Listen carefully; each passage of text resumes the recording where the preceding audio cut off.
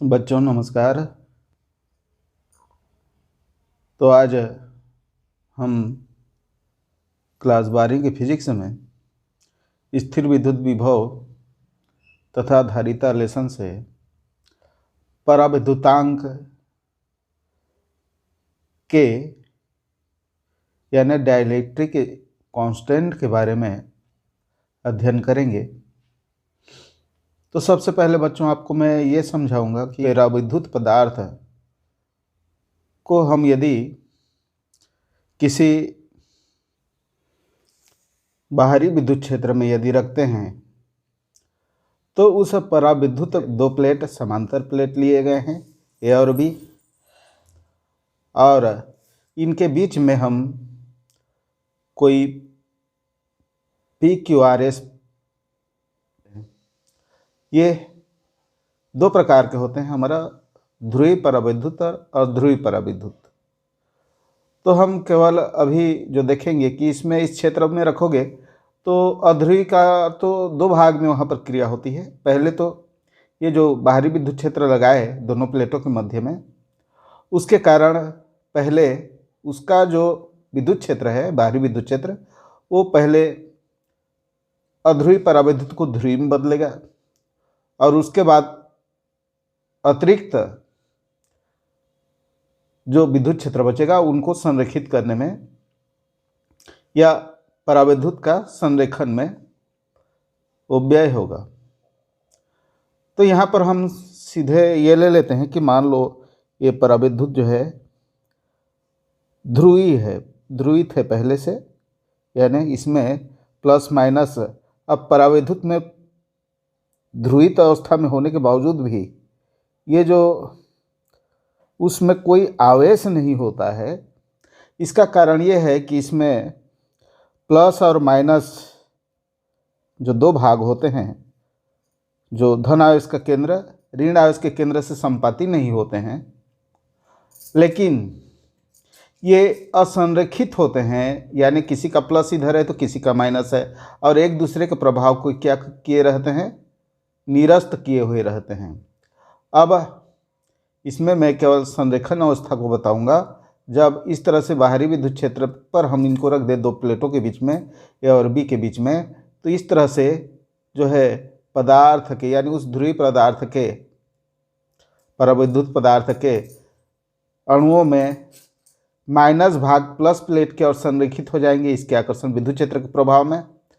ये देखिए सभी का माइनस माइनस इधर के और संरेखित हो जाएगा, और इस तरह से इस पृष्ठ में इसका जितने भी अणु हैं इस तरह से सभी संरेखित हो जाएंगे, माइनस भाग धन प्लेट की ओर और प्लस भाग ऋण प्लेट की ओर होगा। इस तरह से इसमें प्लस भाग इधर होगा। तो इसमें बाहरी, अब हम यहाँ पर इन संरचनाओं में फिर देखेंगे कि ये इसका प्लस इधर है, फिर इसका माइनस होगा, इधर इसका प्लस होगा और ये फिर इसका माइनस होगा।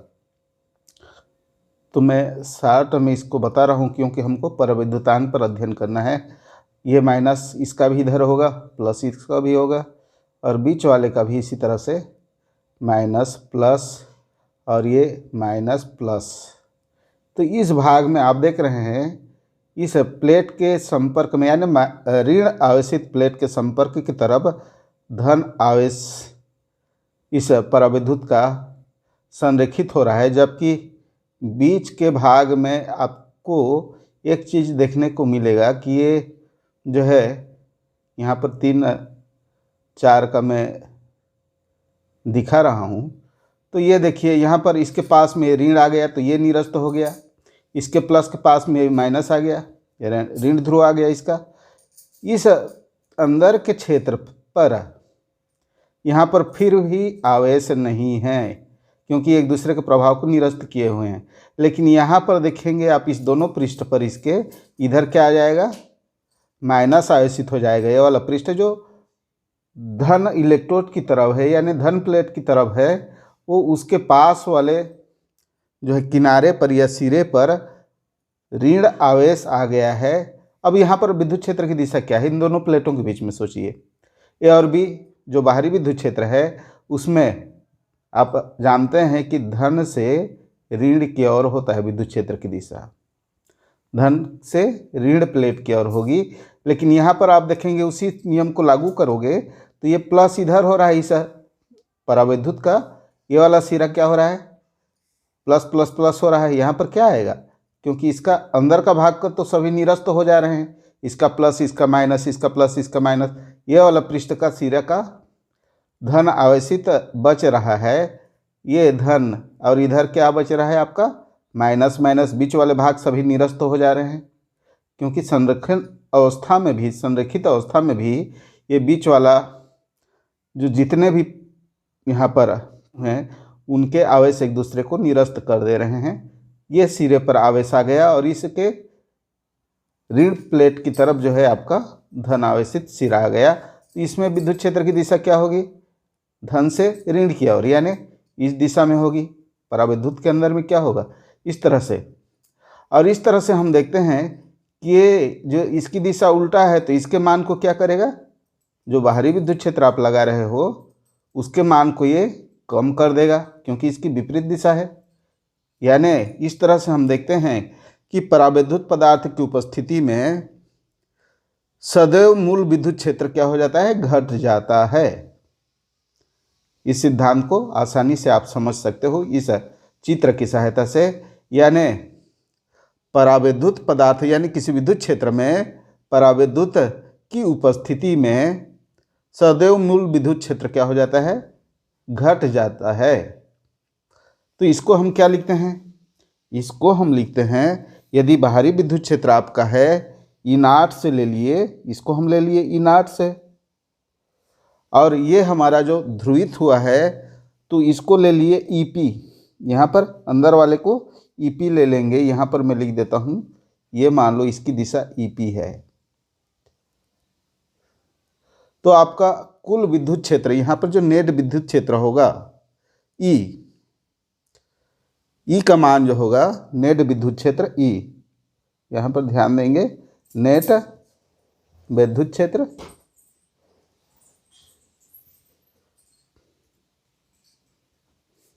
E बराबर आपका E0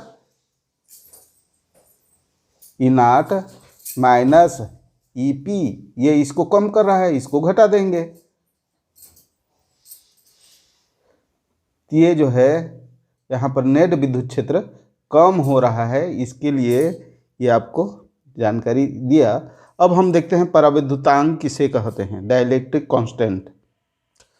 तो बच्चों आरोपित विद्युत क्षेत्र E0, आरोपित विद्युत क्षेत्र E0 और नेट विद्युत क्षेत्र E, यहाँ पर नेट विद्युत क्षेत्र E और आरोपित विद्युत क्षेत्र E0 और नेट विद्युत क्षेत्र E के अनुपात को ही हम परावैद्युतांक कहते हैं। यहाँ पर अब परिभाषा इसकी लिख, आरोपित विद्युत क्षेत्र E0 और नेट जो कम हो जा रहा है, यानी यहाँ पर जो आप विद्युत क्षेत्र लगा रहे हो उसका मान परावैद्युत की उपस्थिति में कम हो जा रहा है, और नेट विद्युत क्षेत्र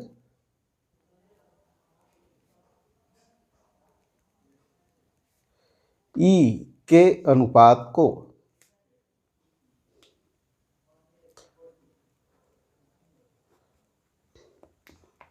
परावैद्युतांक के कहते हैं। यहाँ पर ये परिभाषा हो गया।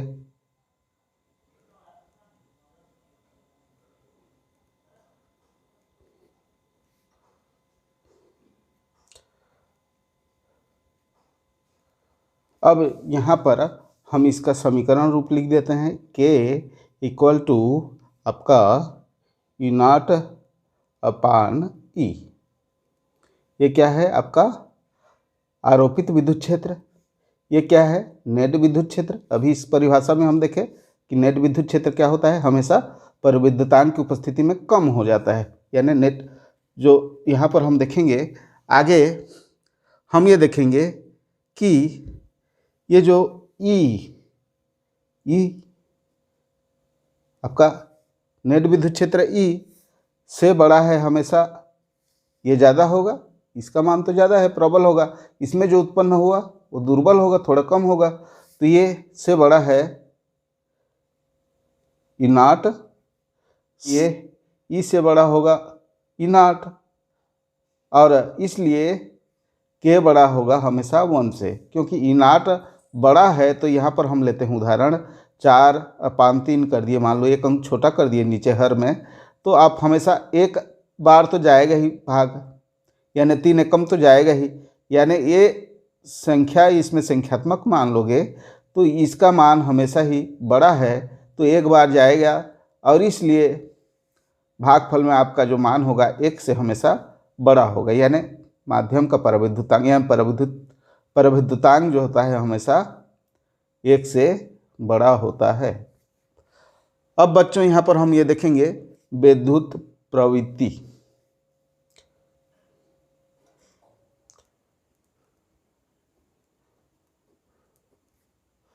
विद्युत प्रवृत्ति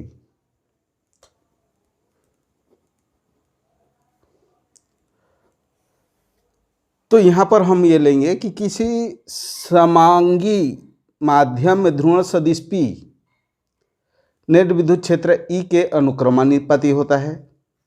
यहाँ पर इसको लिखोगे किसी समांगी माध्यम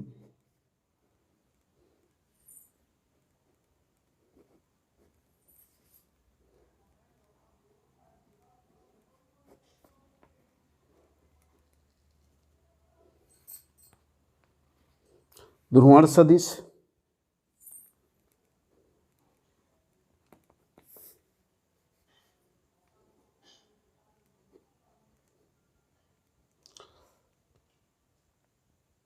P नेट विद्युत क्षेत्र E के अनुक्रमानुपाती होता है।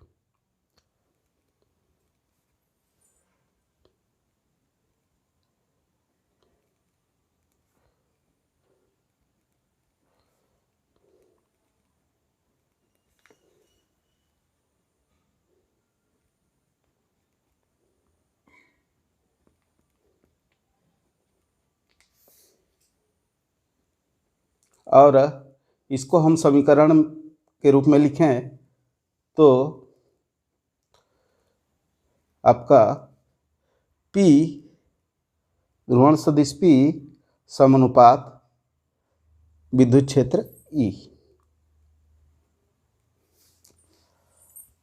और इसलिए इस समानुपात को निकालें तो एक कांस्टेंट की आवश्यकता होती है, इसलिए हम इसको लिख सकते हैं P इक्वल टू काई E।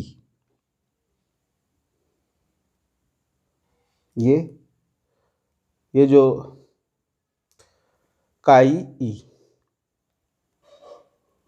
ये काई जो एक अनुपातिक नियतांक है और जिसे हम पराविद्युत माध्यम की विद्युत प्रवृत्ति कहते हैं, इसी काई को जो यहाँ पर एक स्थिरांक के रूप में आ रहा है, काई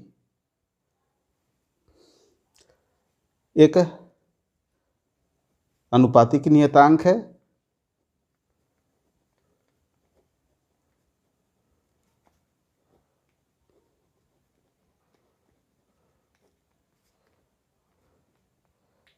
जिसे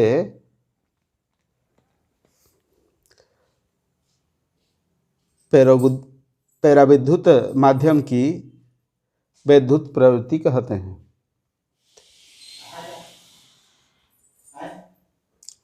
तो बच्चों यहाँ पर ये काई जो है एक अनुपातिक नियतांक है जिसे पराविद्युत माध्यम की विद्युत प्रवृत्ति कहते हैं, और इसका परिमाण P, सदिश चिन्ह को निकाल दिए, P इक्वल टू काई इंटू E। यहाँ का भी सदिश चिन्ह को हम निकाल दे रहे हैं, ये यहाँ पर सदिश का चिन्ह है और यहाँ पर P इक्वल टू काई E, इसलिए काई बराबर ये इधर गुणा में है, इधर भाग हो गया। अब यहाँ पर हम देखेंगे, अब बच्चों यहाँ पर हम ये देखेंगे कि ध्रुवित पराविद्युत दो आवेशित पृष्ठों के तुल्य होता है और जिस पर प्रेरित पृष्ठीय आवेश घनत्व सिग्मा P जो प्लस यहाँ पर हम देखते हैं चित्र में, ये दो पृष्ठ की तरह व्यवहार किया, पृष्ठीय आवेश, यहाँ पर आवेश का ये घनत्व है यहाँ पर, और यहाँ पर दो पृष्ठीय आवेश है यहाँ पर उत्पन्न हो चुके हैं। तो ये आवेशित पृष्ठों की तरह व्यवहार करेगा, और जिन पर प्रेरित पृष्ठीय आवेश घनत्व यहाँ पर सिग्मा पी, ये प्लस को सिग्मा पी यानी प्लस का सिग्मा पी, इधर को माइनस सिग्मा पी, ये यहाँ पर उनका घनत्व है, यहाँ पर सिग्मा पी पॉजिटिव का घनत्व है, तो इसके तुल्य होता है। और फिर हम ये लेंगे, तब आपका परावैद्युत ध्रुवण आवेश QP इक्वल टू होगा सिग्मा P और उसका क्षेत्रफल का गुणनफल के बराबर। और इसलिए हम आगे देखेंगे परावैद्युत का ध्रुवण यानी द्विध्रुव आघूर्ण तथा परावैद्युत का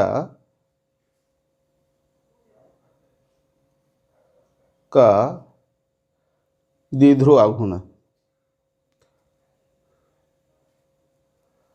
आप जानते हैं द्विध्रुव आघूर्ण का सूत्र होता है एक बल गुणित दोनों के बीच की लंबवत दूरी। तो यहाँ पर हम लेंगे एक बल जो आपका QP आवेश जो लिए हैं, QP ले लिए इंटू D, दोनों के बीच में मान लीजिए दूरी D है। दोनों ये जो इन दोनों के बीच में दूरी D यदि ले लेते हैं तो ये QP इंटू D हो जाएगा। अब यहाँ पर हम QP का मान को यहाँ से रख दिए, ध्रुवण आवेश का मान QP है, QP बराबर क्या है आपका सिग्मा P इंटू A, यहाँ पर हम इस मान को रख देंगे तो ये हो जाएगा द्विध्रुव आघूर्ण सिग्मा P और A इंटू D। यहाँ पर QP के मान को यहाँ से लिए हैं। अब sigma P A into D ये हो गया।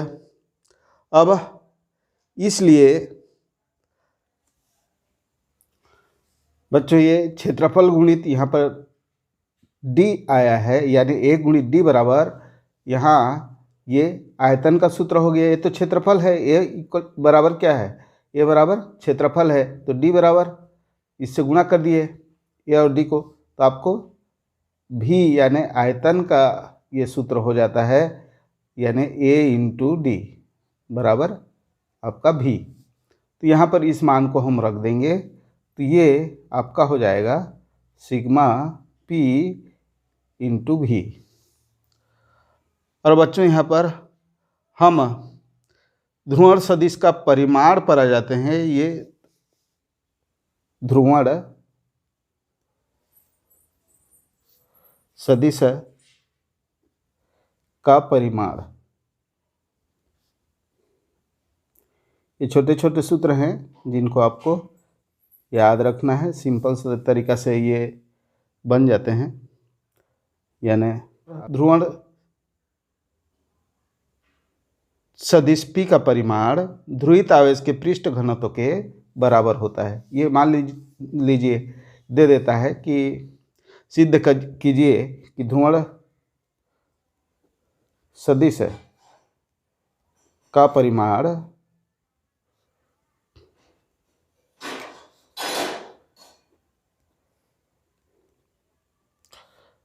ध्रुवित आवेशों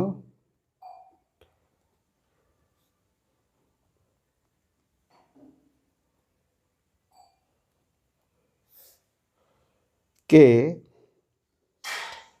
पृष्ठ घनत्व के बराबर होता है।